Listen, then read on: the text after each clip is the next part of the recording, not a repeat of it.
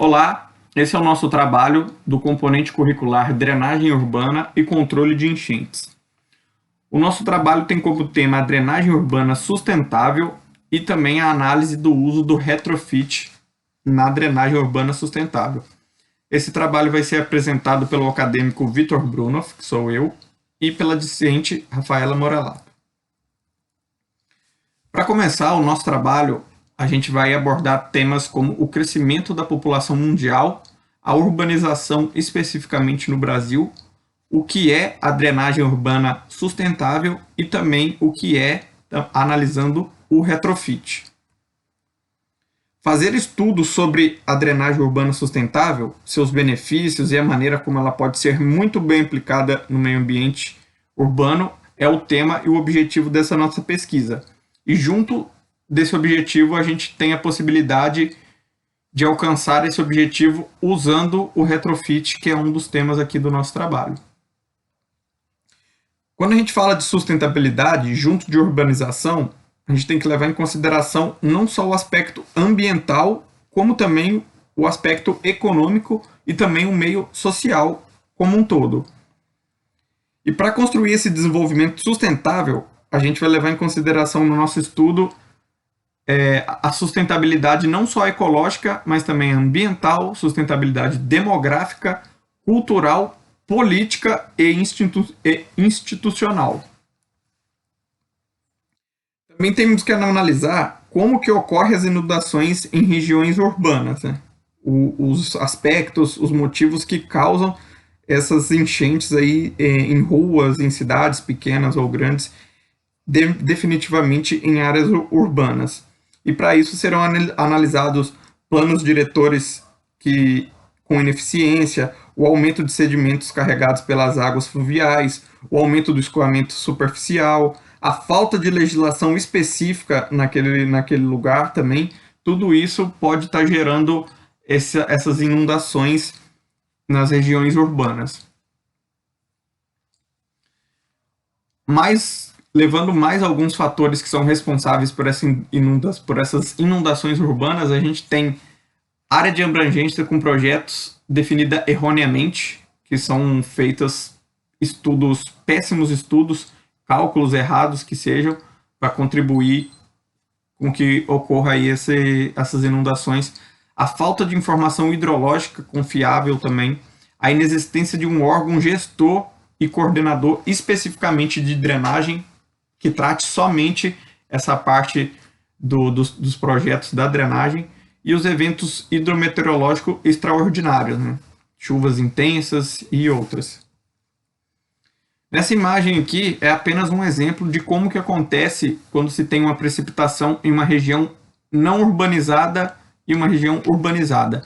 Na imagem aqui à esquerda, podemos ver que demonstra apenas uma área mais florestal, onde 100% da precipitação, como exemplo, cai, 40% dela acontece a evapotranspiração, 10% é o escoamento superficial, que percola ali no terreno, que passa por cima da terra, e os outros 50% é a água subterrânea, que já vai direto percolando ali pelo solo. Quando a gente olha o lado direito da urbanização, nesse exemplo aqui, tem uma média, né, de porcentagem, que 100% dessa precipitação que cai à terra, 15% vai para os telhados dessa urbanização, apenas 25% vai para a evapotranspiração, 30% vira escoamento superficial, fica ali por cima da terra, e o restante vira esgoto pluvial e água subterrânea. Então, na parte que iria ser só água subterrânea, ali ainda tem a parte que se transforma em esgoto, que é a concentração maior do nosso trabalho, é tratar sobre a parte urbanizada mesmo. O objetivo da drenagem urbana sustentável, ela tem principal foco reduzir pico de cheia, retardar escoamento superficial, aumentando o tempo de concentração, reduzir aporte de partículas sólidas, né, partículas grosseiras chegando aos corpos hídricos, possibilita a regularização de vazões e também uma manutenção da qualidade das águas. E isso tudo proporciona uma melhoria para o meio ambiente e também uma melhoria para aquele ambiente específico urbano, que é o que a gente está tratando aqui no trabalho. E tudo isso é para que possa compensar os impactos que a população e a urbanização faz aí nas cidades. Uma definição da drenagem urbana sustentável é que é um conjunto de medidas para manter as condições pluviais de um lugar urbano, de uma cidade grande ou pequena que seja, que tenha não só muita movimentação, mas também muitos prédios, muitas obras, exista para que possa melhorar ali, para que também a sua ocupação possa ter uma recuperação excelente, tanto ambiental como uma recuperação dos ambientes que anteriormente foram degradados.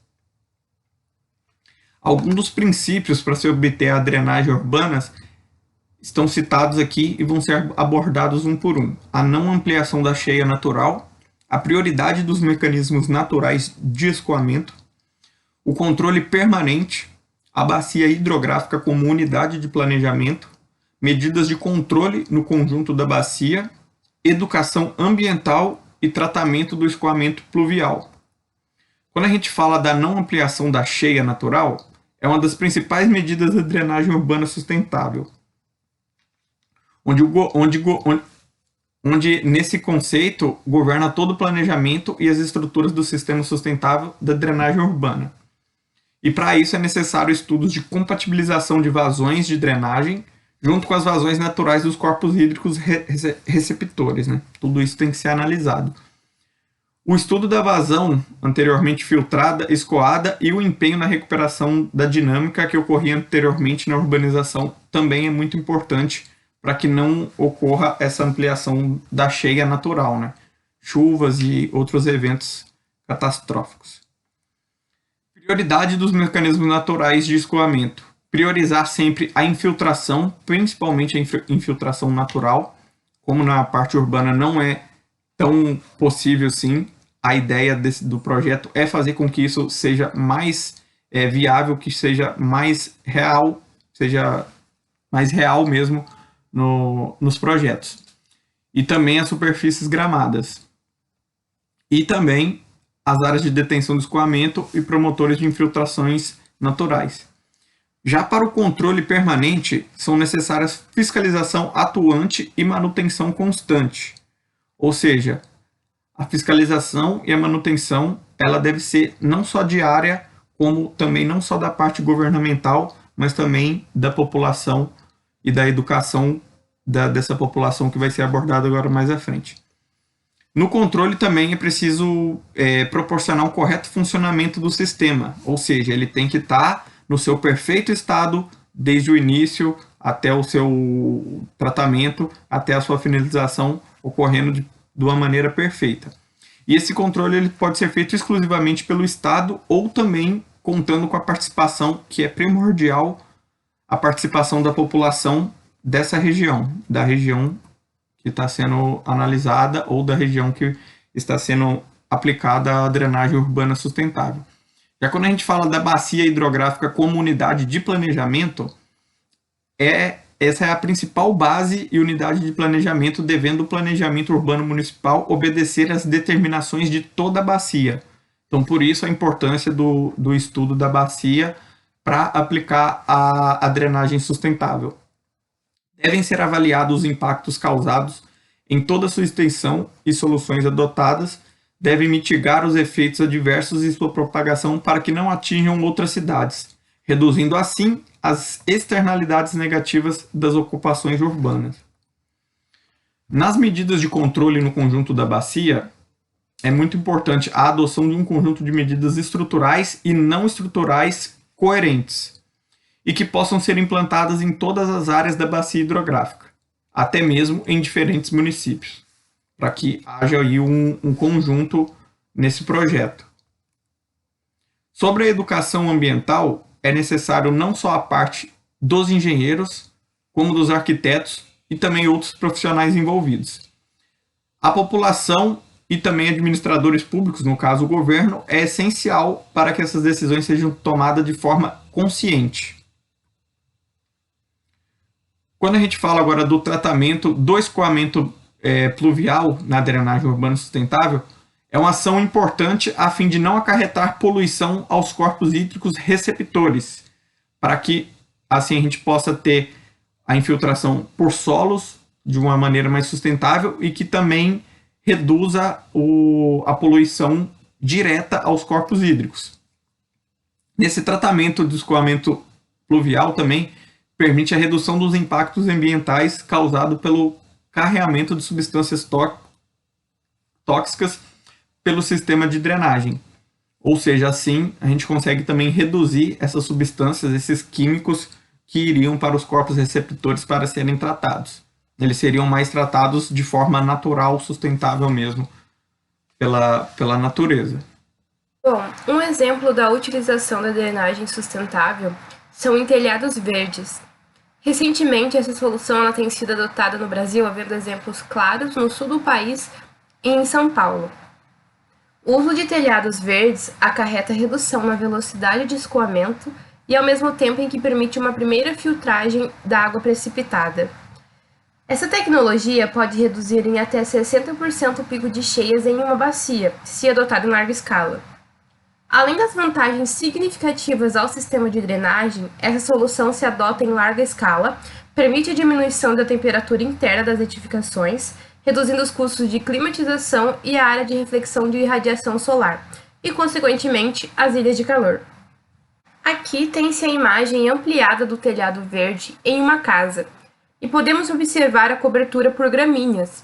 E, normalmente, quem adota o telhado verde como opção também faz o reaproveitamento da água da chuva, por existir a primeira filtragem nesse sistema. Bom, o que é o retrofit de drenagem urbana?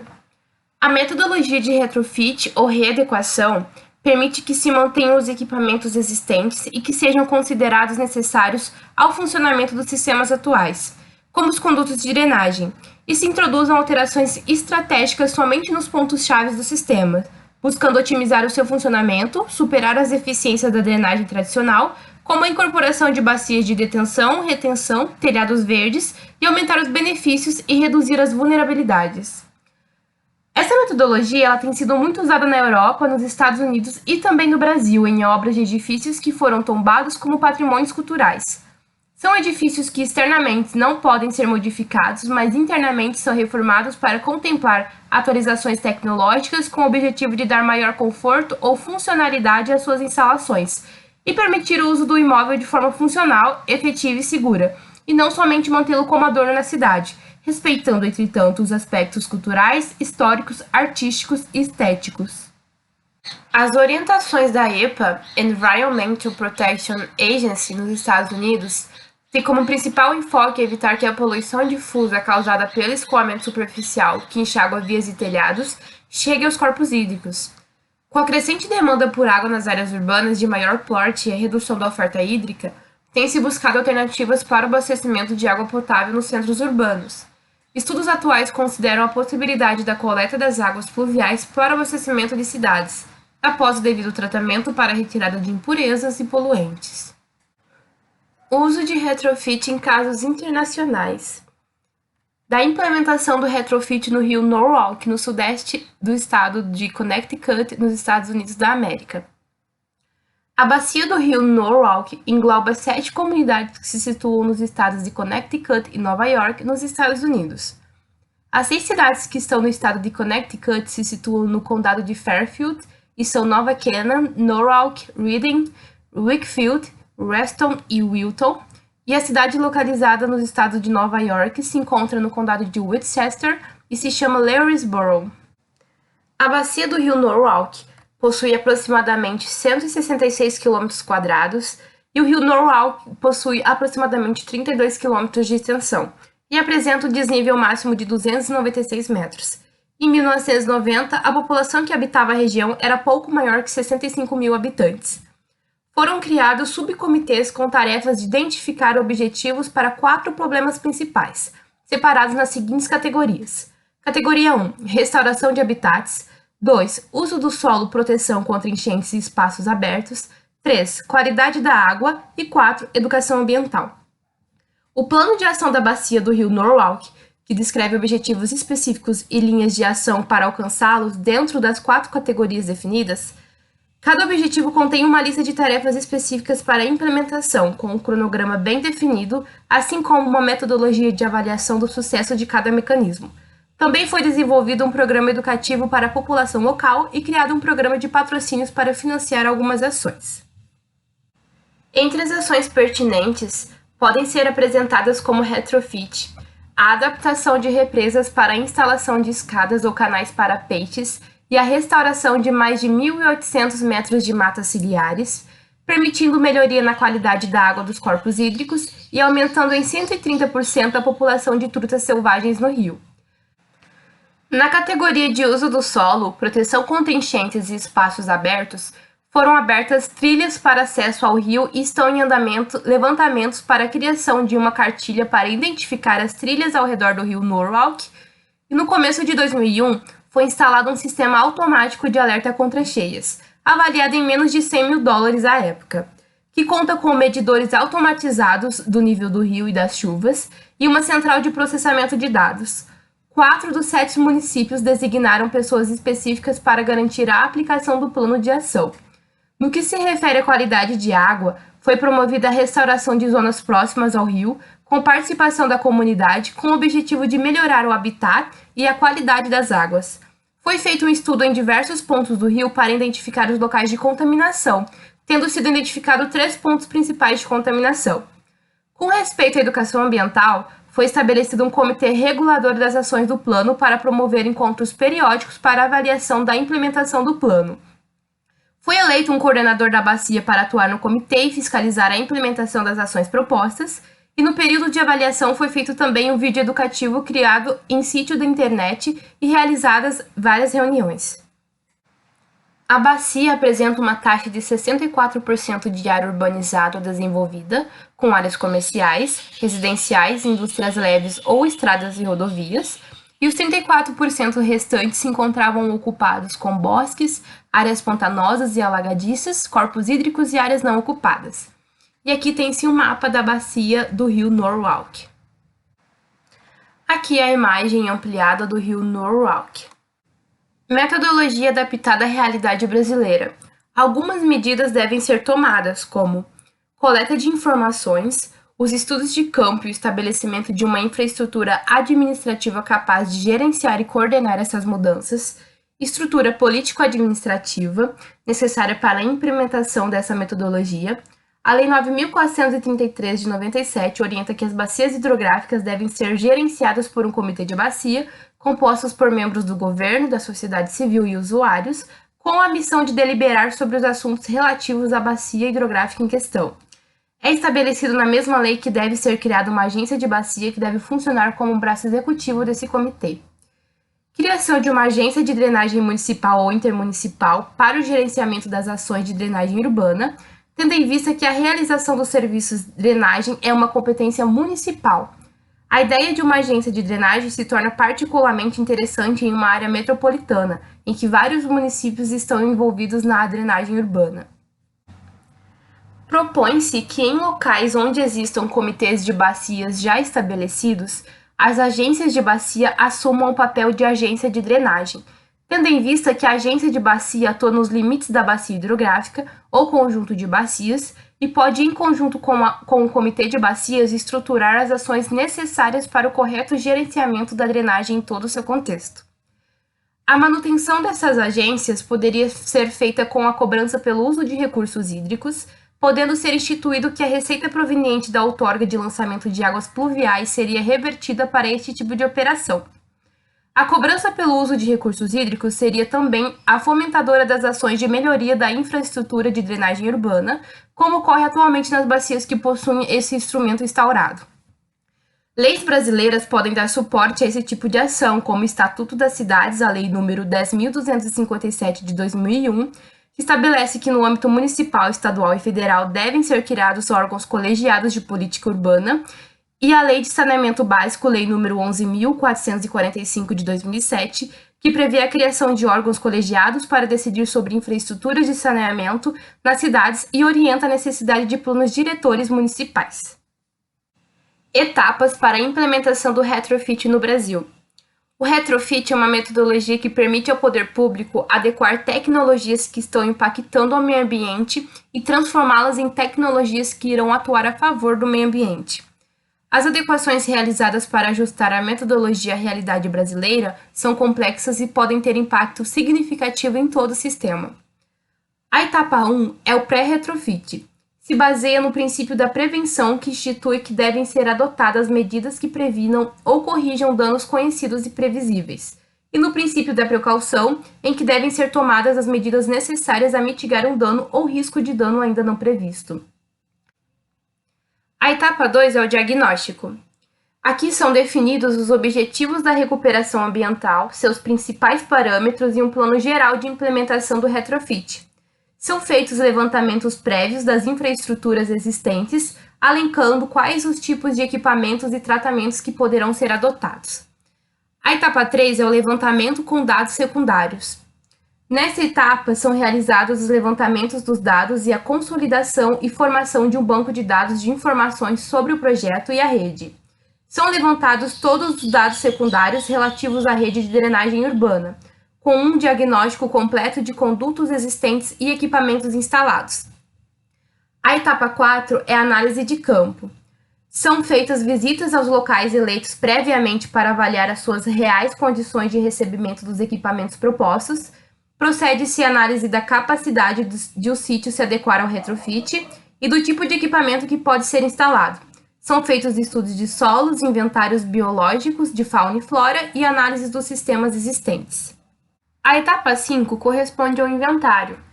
É a etapa mais crítica, pois é nela que a proposta de retrofit se consolida. Como já deve existir um diagnóstico completo da região, é possível indicar quais os locais mais apropriados para cada solução de retrofit. Já é possível prever qual a influência da adoção das soluções sobre o sistema final e sobre o meio natural, pois existem informações suficientes para a simulação do sistema, entretanto essas simulações indicam uma tendência, vez que o sistema ainda não foi completamente dimensionado e implantado. A etapa 6 é a validação. São discutidos pontos prioritários de todo o sistema, é definida a forma de implementar o plano de trabalho e são levantados critérios de educação ambiental e ações específicas para remediar situações mais críticas. São então elencados em prioridades os equipamentos que serão objeto de retrofit, com o aval do poder público e da população. Na etapa 7 ocorre a avaliação. Nela é realizadas simulações objetivando prever qual a capacidade de amortecimento da vazão e de retirada de sólidos suspensos, amortecimento de pico de cheia e tratamento da poluição difusa, entre outros. A etapa 8 é a conclusão e execução. Nela são formalizados os planos de trabalho, os projetos de construção são detalhados para atender às especificações legais de obtenção de licenças e os estudos complementares necessários são feitos com o intuito de subsidiar os projetos com elementos mais precisos. A etapa 9 é o acompanhamento. É feita uma avaliação do desempenho dos equipamentos agora em plena operação para garantir que na prática atinjam os objetivos propostos e deve ser feito o acompanhamento completo desde a execução até a entrada em operação, além da manutenção do sistema. Bom, aqui é um estudo de caso no Brasil utilizando o retrofit. E o exemplo de aplicação é em uma área do Distrito Federal. A área escolhida para a aplicação da metodologia está inserida na Bacia do Paranoá, denominada por Polo de Modas do Guará 2, e resultou da disponibilidade de dados digitalizados que possibilitam esse tipo de análise, e mesmo com a existência desses elementos, o tratamento e a configuração de dados dos sistemas foram complexos, tendo sido usados softwares de georreferenciamento para a extração de informações e dados necessários para análise. Da caracterização da área, o Polo de Modas do Guará 2 situa-se entre as quadras QE38, QE32 e QE30 do Guará 2. Inicialmente concebida para abrigar empresas ligadas à produção de moda, foi criada em 2000 para a instalação de um centro especializado implantado pelo PRODF Distrito Federal. A área foi projetada para abrigar 460 empresas do segmento de moda e inicialmente 150 empreendedores foram beneficiados com lotes em isenções fiscais. Do retrofit, as etapas são as mesmas citadas nos slides anteriores. A foto a seguir, ela ilustra as áreas permeáveis existentes nas praças, no Parque Vivencial Denner e nos lotes ainda não ocupados. A drenagem natural da região é feita para o córrego Vicente Pires, tributário do Lago Paranoá, e seu lançamento é feito próximo à ponte de ligação entre o Guará e o Núcleo Bandeirante e o Parque Away. Bom, essa é uma foto da Praça C na situação quando o trabalho foi feito. A proposta era de incluir aparelhos que podem ajudar a reduzir os impactos da urbanização já instalada no setor. A adoção de poços de infiltração nas extremidades da referida praça podem ajudar também a reduzir a parte de sólidos e também incentivar a infiltração de grande parcela da água desviada para a Praça C. Propõe-se também a criação de áreas em que se projetem, em conjunto com o paisagismo, áreas com biorretentores, ajardinadas com espécies específicas de plantas capazes de reduzir o aporte da poluição difusa e promover a infiltração da água. A adoção de bloquetes intertravados no calçamento da praça propícia, com escoamento laminar mais lento e maior infiltração de água no solo. A área destinada à quadra poliesportiva continuaria tendo o mesmo uso atual, tendo em vista que as outras propostas já devem ser suficientes para reduzir o escoamento, entretanto pode ser modificada futuramente para contemplar uma bacia de detenção caso seja necessário. Aqui é a imagem de como ficaria a Praça C após as propostas já instaladas, com os poços de infiltração, jardins com biorretenção, pavimentação com bloquetes e a quadra poliesportiva. Bom, da conclusão do nosso trabalho, comparou-se a drenagem pluvial natural com a empreendida nas cidades brasileiras e com os conceitos da drenagem urbana sustentável, Verificou-se que a drenagem pluvial no meio natural ocorre de forma lenta e gradual, concorrendo para que uma grande parcela da água infiltre e escoe subsuperficialmente, evapore ou evapotranspire, abastecendo os ecossistemas de forma equilibrada e contribuindo também para a qualidade da água. Verificou-se que a metodologia de retrofit desenvolvida pelo Center for Watershed Protection, uma ONG americana, desde que devidamente adaptada, pode ser aplicada a qualquer localidade e situação. Bom, essa é a referência do nosso trabalho. Agradecemos pela atenção e qualquer dúvida podem nos mandar um e-mail. Obrigada!